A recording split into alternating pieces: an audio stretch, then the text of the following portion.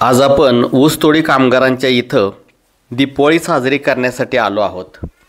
खरं पाहिलं तर मला रात्री उशिरा त्यांच्या वस्तीवरती यावं लागलं, कारण हे लोक पहाटे लवकर उठून कामावरती जातात आणि रात्री उशिरा घरी येतात.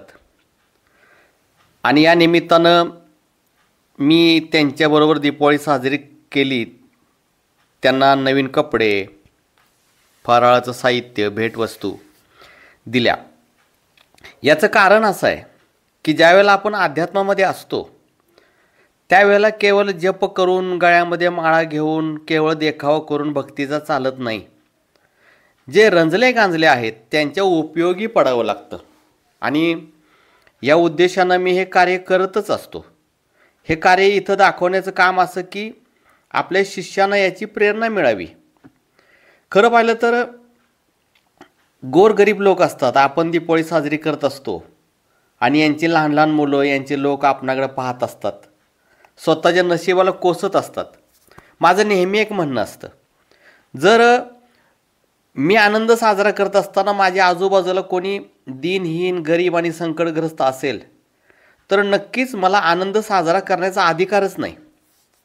म्हणून एक अल्पसा प्रयत्न मी जिथं जाईल तिथं करत असतो.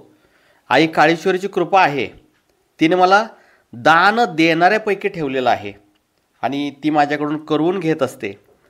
ईश्वराला माझी प्रार्थना नेहमीच आहे आणि आपणा सर्वांना देखील प्रार्थना नेहमीच आहे की जनतेच्या उपयोगी पडा, निसर्गाच्या उपयोगी पडा, गोरगरिबांच्या उपयोगी पडा, तरच ईश्वर आपल्यावरती प्रसन्न होत असतो. अन्यथा आपल्या भक्तीच्या बाजाराला काही एक अर्थ नाही, त्या भक्तीचा काय व्हॅल्यूच नाही आहे.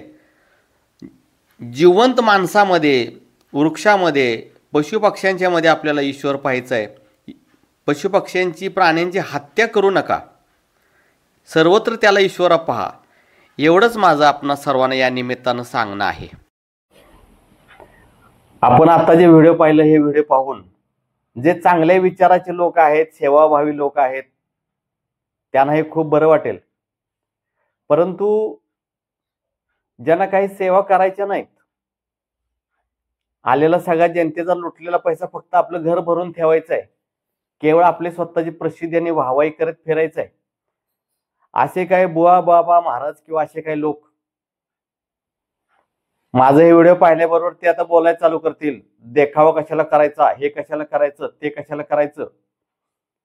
तर देखावा मी कधीच करत नाहीये. माझे व्हिडिओ तुम्ही इतके पाहिले असतील, इथं कोणत्याही माझ्या व्हिडिओमध्ये मी मार्केटिंग केलेलं नाहीये.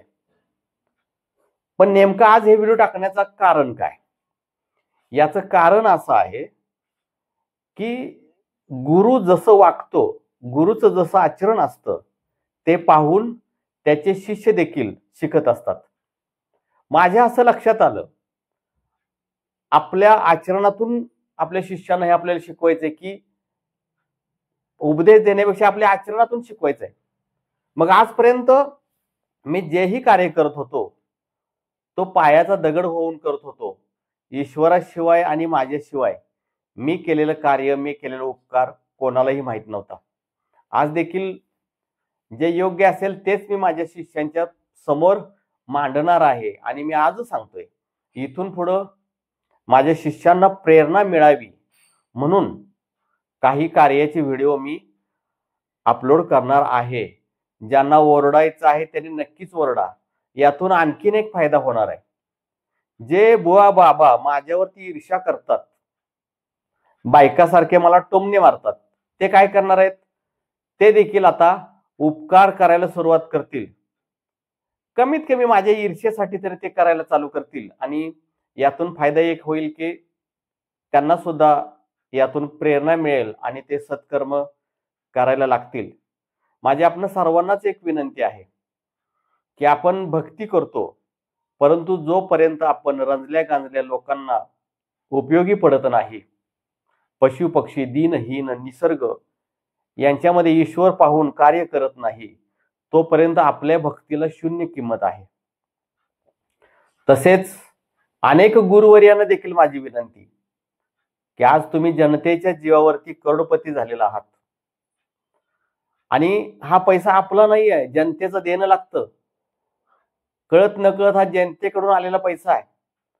आपल्याला प्रसिद्ध या लोकांनी केलं, आपल्याला डोक्यावरती या लोकांनी घेतलं, आपल्याला हार तुरे या लोकांनी घातले. या जनतेमध्ये जनार्दन पाहता आलं पाहिजे. आणि आपल्याला माहीतच असेल की माझी शिबिराची फी देखील अत्यल्प आहे. पहिली करण्याचं काम चालूच आहे, रंजल्या गांजल्या लोकांसाठी कार्य चालूच आहे. परंतु हे दाखवत नव्हतो, मी मार्केटिंग करतच नाही. आणि हे देखील मी आता दाखवतोय. हे केवळ माझ्या शिष्यांच्यासाठी, जे लोक मला मानतात, जे लोक माझ्या विचारानं चालतात, त्या लोकांच्यासाठी मी हे व्हिडिओ दाखवलेला आहे. इथून पुढे देखील दाखवले जाईल. ज्यांना काही मिरच्या लागायच्या आहेत त्यांना लागू दे, त्यांनी देखील सत्कार्य करावे आणि व्हिडिओ टाकावे. यातून जनतेचं भलं होईल, लोकांचं भलं होईल.